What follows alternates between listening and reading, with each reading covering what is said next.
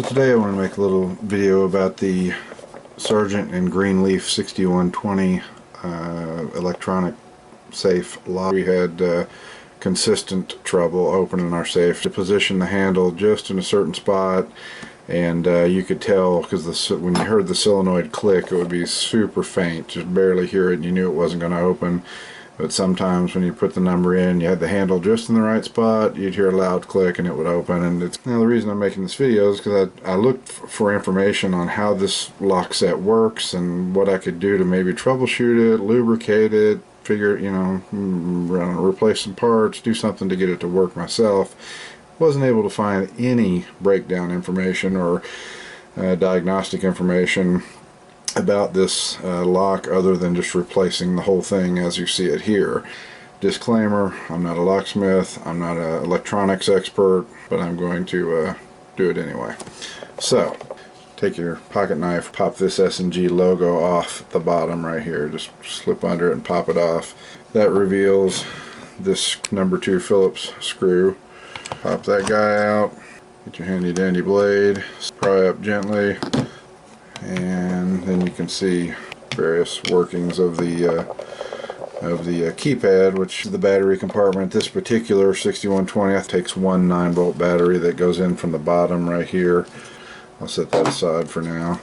And go ahead and disconnect the ribbon cable from here. Just pull it out like that. And this is the cable from your battery. Pop that out. Now your keypad is completely free. Set that aside. Now, in order to get this plastic, the housing off the outside of the safe door, there's a screw right here. Take this guy out. It appears that this little door right here is designed to come out in order to give you access to the other screw that's in here. I don't, however, see a way to get it out without breaking it, so there are 4 number 1 Phillips screws all the way around the corner of this thing. So pop this plastic off. Now, as you can see, if you can see that, there's a little door, and this is loose, so that is clearly meant to pop out of there, but I'm just afraid it's going to break. Now, there's another Phillips screw inside here, right down in this hole. You'll find it right there. Take that screw out, and then this whole plastic apparatus will come off your safe door, and you can pull these cables out like so. There are 2 acorn nuts, locking acorn nuts, 5/16 variety up here and here. Take those 2 acorn nuts off, and you can get the keypad out of the little chrome bezel. So that pretty much takes care of the outside part. Now, when you look in your safe, you're going to see something looks like this. Your lock body, this part will be secured to the inside of the safe with these 2 screws right here on the bottom, which I've just stuck in there for demonstration purposes. Phillips, number 2 Phillips, take those out. So then you got these 2 here. Done. Here's that 3rd screw I was mentioning. It's right here. Same thing. Number 2 Phillips. Pull that guy out.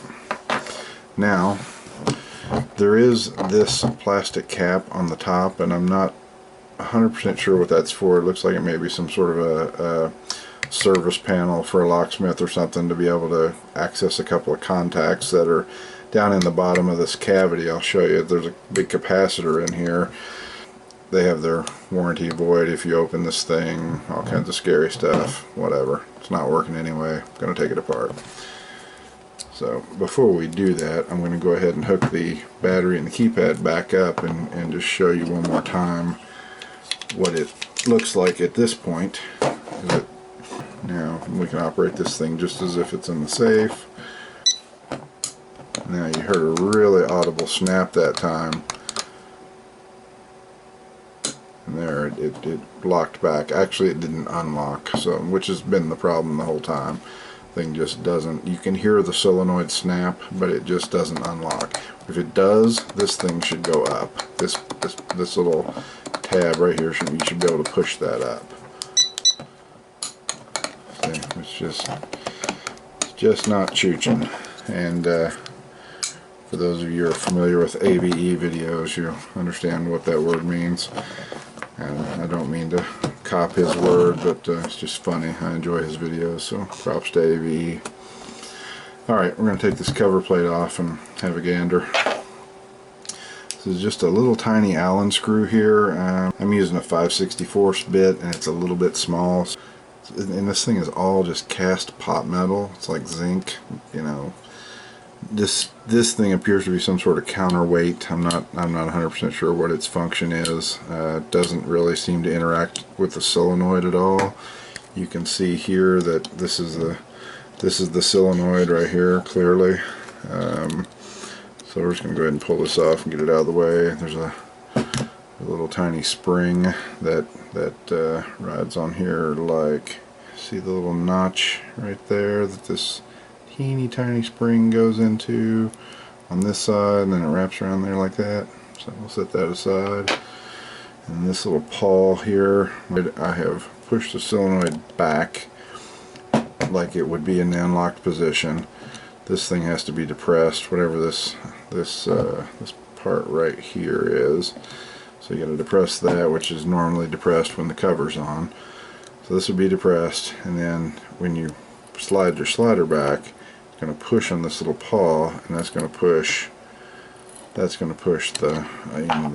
bolt, this bolt upward, and disengage it from the thing that makes your bolts engage on your safe door. So what's not happening in this case is the solenoid is not retracting all the way. Essentially, that really seems to be what's going on here. And we can test that partly by getting rid of this piece, this little paw. So let's do that real quick. Let's put this cover back on and see if that thing unlocks now. We can see it's unlocked at present. So put this cover back on. There, you see it unlocks like it's supposed to now. Okay. Well, it locked back at any rate, which it needed to do. I should have done it before I put the cover back on, but so you can see it's locked now firmly. You enter the combination. Hear a big audible click, and now that's coming up. Okay, so that's working. That's surprising. So, and yeah, it only stays unlocked for a few seconds, and then it locks back. So it's doing what it's supposed to do. Let's try it one more time. Click. Unlocked, clearly. Okay. Now watch it there. See that solenoid? You can do that without the cover on. Snap. You see the solenoid move back. Now you can do this. This moves. And now it's locked back in place.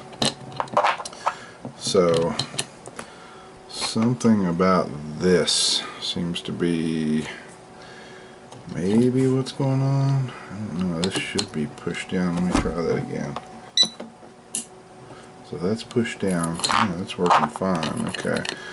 So what's going on here? Let's see. So this drill plate, this also looks like a, see, this is a steel plate inside of this pot metal housing, and this appears to be some sort of a drill plate as well. Here, I don't know exactly why or what for, but when we put the cover on, this little nub right here comes in up through this hole. You can see it's kind of a half moon shape there. That what you're seeing is this. You're seeing the part of that drill plate. So if we look at this thing, you can push that down right there, because I think that's what's stopping it right now. So let's put that little Allen screw back in. And I'm troubleshooting now. I'm not doing a breakdown video at this point. I'm kind of doing more troubleshooting. So, alright, so now let's do a combination. Clicked. Okay, not working. Okay, let's try it again. Okay, that's working. So there's something there. Something's supposed to be there that's not. And it seems to be your major malfunction right there. I wonder if there's something on the back of this drill plate that's missing, or what I'm calling a drill plate. I don't know that that's what it is. I think this is, you know, hardened steel. I don't have a file handy, or I'd check. Yeah, it definitely looks like there's something about this little pin right here that isn't depressed far enough to allow the thing to unlock. So pull this out of here, take the cover off, get rid of this apparatus altogether. So this little, you got a PCB in here that's got all the quote-unquote brains on it. This is where the logic is, and all this stuff just pulls straight up out of here. It's pretty simple to get out, just pull straight up on it. And same with the solenoid and the capacitor. This has got a little ground strap on it, so we can get down in here with our #1 Phillips and pull that guy out of there. Now, so in here's all that's left. Again, we've already talked about this pawl and the main, what I'm going to call a bolt. I guess it's a bolt. Anyway, and again, this is just a big old cast pot metal, you know, zinc alloy of some kind body. This is 3300 microfarad 16 volt capacitor. Again, I don't see any evidence of leaking or swelling or anything that you'd normally see on a bad cap, but this is got its own sub-assembly. And then the solenoid also, you know, solenoid Summit DC 4.5 volt, and then the circuit board SRLV_V03. It's the PCB. As you can see, this thing's got a roll pin in it right here. This thing's in the body. That roll pin rides in that little channel. For what reason, I'm not clear. I don't know what.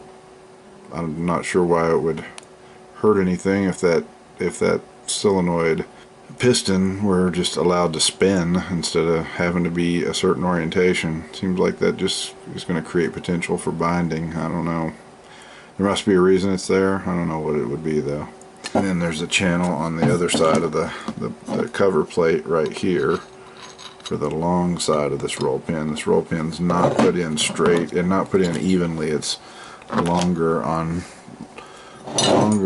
one side than the other, as you can see, and the short side goes down, the long side faces up as you're working on the block body like this. I'm going to put this back together, and I'm going to study a little bit more on this piece and try to figure out what its function is and if there's a reason that it's not going down in the body as far as it should.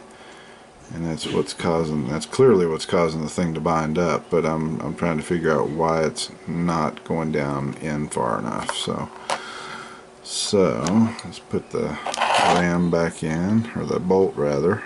There's that, and then this little paw. And it's very likely that I'm going to do some of this out of order because I'm doing it on the fly. Now this PCB is very clearly marked on these two connectors. One says SOL, presumably for solenoid, CAP for capacitor. So we'll put our ground strap back on here. There's that. So we'll put the cap back in first because there's a channel on this plastic housing for the capacitors. There's a channel for this wiring to set. There's 4 wires, the 2 capacitor wires and the 2 solenoid wires, and they will sit right down in that channel to be out of the way when you put the top cover on. So you got to pull the solenoid wires out because they go in second. There's a notch in the body, in this cast body. There's a notch right here. So a notch right here for this, for part of the plastic, and then this little lip right here. you can kind of see it goes underneath this notch in the body over here. So put that lip underneath like so. Put that one in the notch over there. And there's this little tiny piece of foam. Set that aside for a second. Put the red and black wires in first. We'll go ahead and plug those in. Just make it easier to do. Go ahead and plug the solenoid wires in. Boom. And now push the PCB. There's notches in the die-cast body right here and down here for the PCB. So there's that. And then I take our little piece of foam. I'm not sure what good this is, but at least it keeps the wire from rubbing directly on the metal housing. Alright, so there's that. The wire's back in there. Now, again, I'm not 100% sure what the purpose of this apparatus here is. Again, the spring, if you can see it, it's really tiny. It's almost just like a hair's diameter. Really tiny spring. Goes on the back, and best I can tell, because honestly I didn't even see the spring on this thing when I first took it apart, and it kind of fell apart in my hands, and I'm guessing at the way this is going back together, I think this spring has to latch under the solenoid like that, so that you get this sort of springing action, although it doesn't seem to do anything. I don't know. I'm probably wrong about this, about the placement of this thing, because it just really doesn't seem to serve any function the way it is.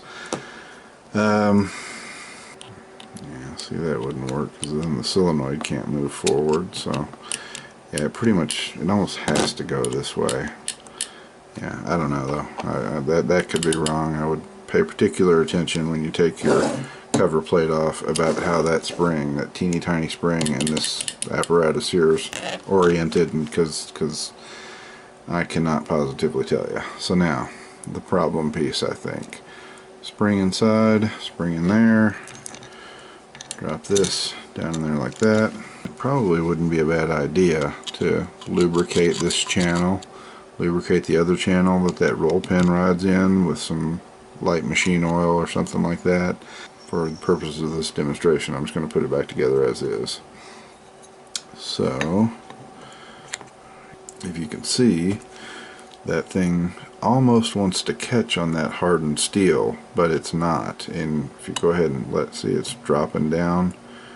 See, it's dropping down. Hardened steel's dropping down over, and that thing's popping through. That seems to have something to do with the origin of the problem. Now, people that are locksmiths that know how these things are supposed to work are probably getting a real laugh out of this, but I'm learning as I go here, so if y'all play along with me, we'll all have fun. So I'm going to put this little Allen screw back in. I'm just going to put it in hand tight, and then at this point we can ribbon cable back up to the PCB like so.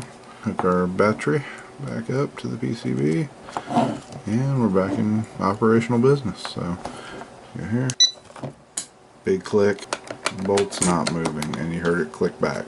So this thing right here is the problem. I don't know why it's a problem. I'm going to go down and study the inside of my safe for a second and see if there's something that's supposed to make this push in that's missing. That seems really like what is probably the case. I don't know that for sure though. I'm going to go down and study that for a second, and I'll be right back, and we'll play some more reindeer games. Best I can figure with this thing sticking up the way it is and causing the bolt not to be able to retract, it's probably supposed to be some kind of a ball bearing, or probably 4 millimeters or something like that, that sits in there under this plate. And when this plate is screwed on, it's held down, and that holds this down. And if you take this plate off, maybe it's some sort of tamper protection or something, when you take this plate off, the ball bearing falls out and this doesn't work anymore. Then the safe won't open again. Maybe. I don't know. Seems kind of far-fetched, but it could be that this little nub on the end of that pot metal piece is just flattened out for whatever reason. It's worn and just isn't pushing down as flat as it should, maybe. Again, I don't know. Anybody knows, I would love to hear. I'd just to satisfy my curiosity more than anything. I'll go ahead and put this thing back together.